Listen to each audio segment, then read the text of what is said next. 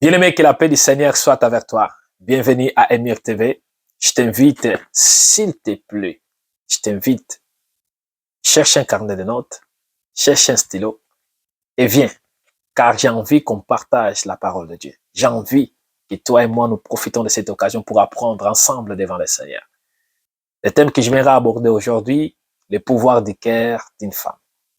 Je t'invite à lire avec moi 1 Roi chapitre 3, verset 26 au verset 27. La Bible dit, alors la femme dont le fils était vivant fut remplie de compassion pour son fils. Et elle dit au roi, ah, mon Seigneur, donne-lui l'enfant qui est en vie. Ne le faites pas mourir.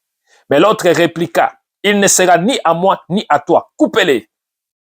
Prenant la parole, le roi dit alors, donnez l'enfant qui est en vie à la première femme. Ne le faites pas mourir. C'est elle qui est sa mère. Le pouvoir du cœur d'une femme. Nous avons un récit tellement intéressant. Salomon vient de prendre le pouvoir. Salomon commence à régner comme roi. Mais ce même Salomon avait consulté déjà Dieu pour dire, le peuple là, il est nombreux, il me faut la sagesse. Et Dieu lui donne de la sagesse. Et d'un coup, il y a cette situation des prostituées, des femmes prostituées qui vont venir avec une situation très, très délicate. Les deux étaient enceintes. La Bible ne dit pas comment des prostituées sont tombées enceintes. Et parlant des prostituées, j'aimerais juste souligner quelque chose, que beaucoup de femmes, à cette époque, étaient prostituées non parce qu'elles avaient envie d'être prostituées, parce que beaucoup de femmes, quand elles perdaient leur mari, c'est-à-dire étaient des veuves, sans famille souvent, c'était des femmes vulnérables, devaient vivre en demandant comme demandiens, parfois devaient aller ramasser la nourriture ou de petits restent dans des plantations comme l'histoire de Naomi et Ruth, ou alors d'autres finissaient par la prostitution pour se nourrir. Et ces femmes, peut-être que c'était dans leur cas, elles se sont retrouvées dans la pratique de la prostitution et malheureusement, elles tombent enceintes dans cette pratique. Les deux tombent enceintes et les deux vont accoucher en même temps. Mais pendant la nuit, l'autre va étouffer son propre enfant qui mourra et va les remplacer avec l'enfant de l'autre. Et ça va créer cette confusion jusqu'à ce qu'ils arrivent devant les rois Salomon. Et par la sagesse, Dieu va donner cette capacité à Salomon de traiter cette situation. Mais ce qui m'intéresse beaucoup, c'est la mère de l'enfant vivant. Elle dit, alors la femme dont le fils était vivant fut remplie de compassion. Fut remplie de compassion. Vous savez, en hébreu, le terme compassion, c'est racham. Racham, compassion en hébreu, miséricorde, racham, a pour signification un organe du corps, mais qu'on ne trouve pas dans l'homme, qu'on trouve que dans une femme, l'utérus. Oui, racham, c'est l'utérus. Et quand on parle de la compassion, de la miséricorde, on parle d'un élément très, très fort, l'utérus. Dieu est compatissant. C'est-à-dire, quand Dieu entre dans l'acte de compassion, il se place à la place ou alors dans le rôle d'une femme. Quand Dieu entre dans la place de miséricorde, c'est dans le rôle d'une femme, l'utérus. Seule une femme qui a accouché qui connaît l'importance d'un enfant. Seule une femme qui a accouché qui sait de la valeur. Et ça, c'est quelque chose de très intéressant. Très, très, très intéressant. Parlant de cela. Nous allons un peu revenir un peu pour parler de la femme. La femme, c'est l'élément vraiment, l'élément très important, voire même l'élément capital de l'existence de l'homme, la femme. La femme, c'est la pièce la plus précieuse de l'homme. La femme, c'est elle-même la perfection de la création, si je peux dire ça. Ça va vous étonner, mais permettez-moi de lire. À chaque fois que Dieu créait le soleil, le ciel, la terre, les étoiles, la Bible dit que tout était bon. Tout était bon. Mais Dieu a créé l'homme, tout était bon. Mais il y a un moment, Dieu s'arrête. Là où tout était bon, Dieu s'arrête. Et dans le verset 31 de Genèse 1, ou alors dans le verset 2, pardon, de Genèse 18, il n'est pas bon que l'homme soit seul. Il n'est pas bon. Tout était d'abord bon, mais ensuite, il n'est pas bon. Mais dès que Dieu va créer la femme, à la fin de tout, c'est-à-dire tout a été créé, le terme vient. Genèse chapitre 1, verset 31, Dieu regarda tout ce qu'il avait fait et il constata que c'était très bon. Les choses sont devenues très bonnes qu'après la création de Ève, c'est-à-dire tout a été créé. Et la dernière personne ou le dernier élément a été créé, c'était Ève. La femme, aujourd'hui la femme, malheureusement, beaucoup de femmes ne comprennent pas l'importance, la grandeur qu'elles ont devant Dieu. Avec un petit iPhone, elles sortent avec des hommes, elles donnent leur corps pour un petit McDo, un petit dîner de restaurant, elle donne son corps à n'importe qui. Pour un 100 euros, un 200 euros. Les femmes oublient la grandeur, la valeur qu'elles ont devant Dieu. Quand Dieu avait créé Adam, dans Genèse chapitre 2, verset 7, la Bible dit, l'Éternel Dieu façonna l'homme. Le terme façonné ici, c'est yatsar en hébreu. C'est-à-dire, c'est de travailler une matière en vue de lui donner une forme. Yatsar. Mais quand Dieu va créer Ève, dans Genèse 2, verset 22, la Bible dit, l'Éternel Dieu forma une femme à partir de la côte. Le terme ici, c'est Bana. Bana veut dire bâtir. Bana veut dire assurer une suite. Bana veut dire former une famille.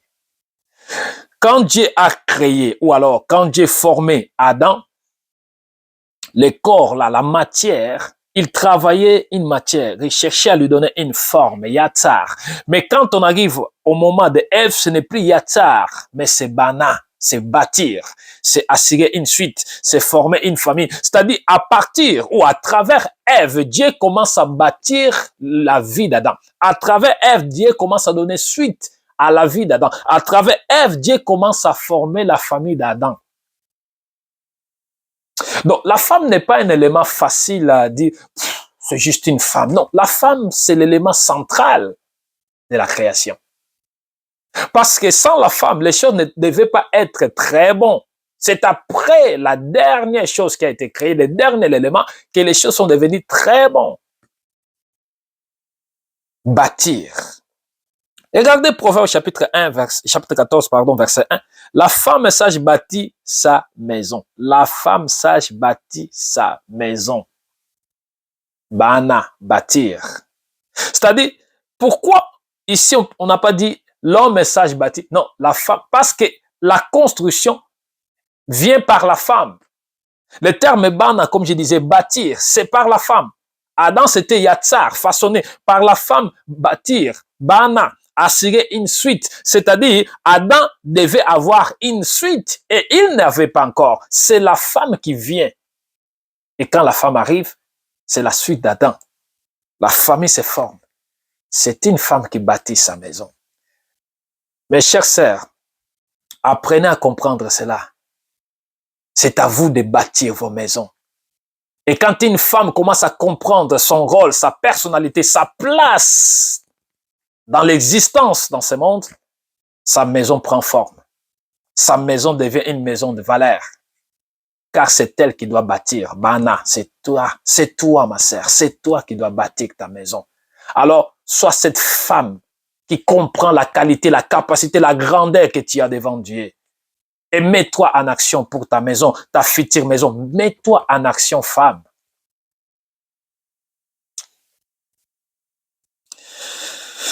Quand on voit une femme, mes bien-aimés, qui se laisse aller facilement, qui se donne facilement à n'importe qui, ça fait mal au cœur.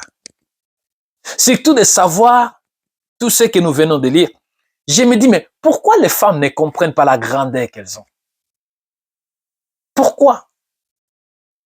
Et quand on voit aussi les hommes qui veulent piétiner des femmes, qui veulent étouffer des femmes, même à l'église aujourd'hui, que la femme se taise, Paul avait dit, ah, mes bien-aimés, vous n'avez pas compris la parole de Dieu.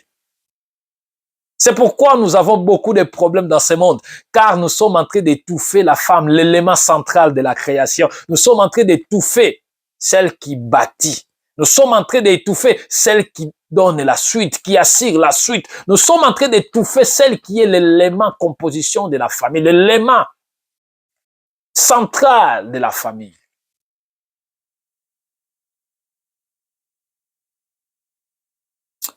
Bien-aimé, j'aimerais parler à un homme avant que je continue. Ouvre tes oreilles, mon frère. Si tu es marié, commence à considérer ta femme. Donne-la de la valeur.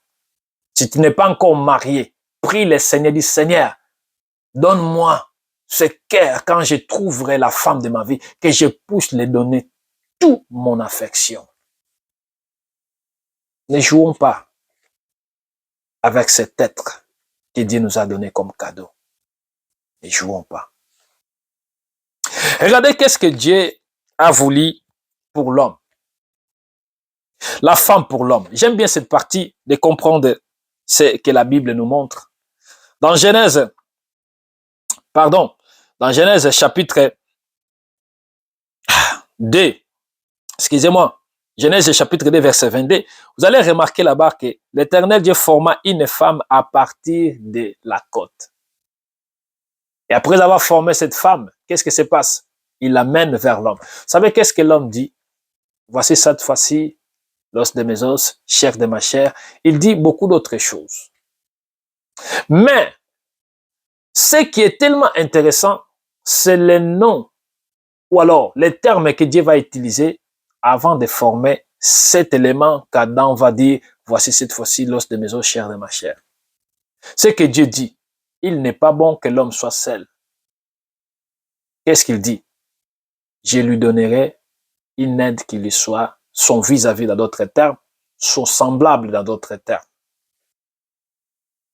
En hébreu, le terme qui sort là-bas, c'est Ezer Knegdo. Aide, en hébreu, c'est Ezer. Et ce terme Ezer veut dire aide, secours. C'est quelqu'un qui aide, quelqu'un qui apporte le soutien, appui. Ève, elle est, ou alors, la femme, elle est le secours de l'homme, l'aide de l'homme, l'appui de l'homme. Ah, mais pasteur, ben oui. La femme, elle est là pour nous aider. Elle est là. Elle doit écouter parce qu'elle doit aider. Comme elle doit aider, elle doit m'écouter. Non, comprenez bien. Ici, il y a un problème. Le terme Ezer vient d'un autre terme hasard, qui veut dire assistante, qui veut dire auxiliaire, qui veut dire protéger, qui veut dire être de même vie et qui veut dire appui à la fin. Alors, une chose est tellement intéressante que le terme Ezer là, aide, vous allez le trouver aussi dans la Bible quand on parle de Dieu comme étant l'aide.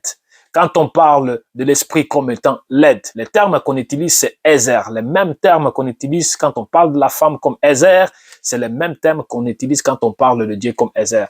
Alors, qui est réellement Ezer? Est-ce que c'est quelqu'un faible de celui qui est devant nous? Non, non, non, non, non. Ezer, être le secours, c'est-à-dire celui qui vient secourir, c'est celui qui est fort, plus fort que celui qui doit être secouru. Est-ce que vous comprenez? Je ne veux pas dire que la femme est plus forte que l'homme. Non, je suis juste en train de dire que Ezer veut dire secours, veut dire aide, c'est-à-dire la personne qui vient pour t'appuyer. Quand quelqu'un vient pour t'appuyer, il vient pour te donner l'équilibre. Il vient pour te donner la balance. Parce que souvent, nous sommes déséquilibrés et nous avons besoin de l'aide. L'Esprit vient nous soutenir dans nos prières parce que nous ne savons pas comment prier. Alors, la femme dans la vie de l'homme, elle est venue pour compléter l'homme. L'homme fort, l'homme puissant, l'homme, il est la protection, mais la femme est venue pour donner la perfection. Elle est venue pour donner sens. C'est pourquoi, quand il y a une bonne femme derrière toi, aïe, aïe, aïe, aïe, tu vas loin. Quand tu comprends les rôles de ta femme et que tu les places là où elle doit être et que tu lui donnes l'autorité qu'elle doit, bien aimé, tu vas loin. Tu vas très loin. Le terme knegdo veut dire ce qui est devant tes yeux, ce qui est clair, apporte la lumière. C'est quelqu'un qui est devant toi pour t'encourager, mais aussi pour te combattre. Knegdo. C'est-à-dire, Ève, devant Adam, était une personne. Je suis là pour te soutenir, t'encourager, t'appuyer, mais je suis aussi là pour te contredire, pour m'opposer à toi. Si tu sors de la vérité, je m'oppose. Si tu commences à sortir de la ligne droite, je m'oppose. Parce qu'elle est là aussi pour nous apporter la lumière. Souvent, parfois souvent, remarquez bien nos femmes. Tu es en train de faire quelque chose, elle te dit, non, je sens pas ça. Ah, c'est moi qui commande ici. C'est moi qui parle. Écoute seulement. En bon? Et quand ça tombe, on commence. Maman, viens, on va parler. Ah, Knegdo. Ah, Knegdo. Comprenons très bien. Ezer Knegdo. Ce n'est pas n'importe quelle personne. Et c'est Dieu qui a appelé Ève comme ça. Ezer Knegdo. Tu es Ezer Knegdo pour ton mari. Tu es l'appui, le soutien, le secours pour ton mari, mais tu es aussi l'opposition pour ton mari. Tu es là pour lui dire, non, non, non, non, non, mon mari, le projet que tu es en train de faire, ça va pas. On va échouer tous ici. Moi, je suis pas d'accord. Mes sœurs, j'aimerais parler à une sœur. Sois cette femme qui parle. Je reviendrai pour la deuxième partie. Mais je t'invite simplement, concentre-toi et garde cette parole. À très bientôt.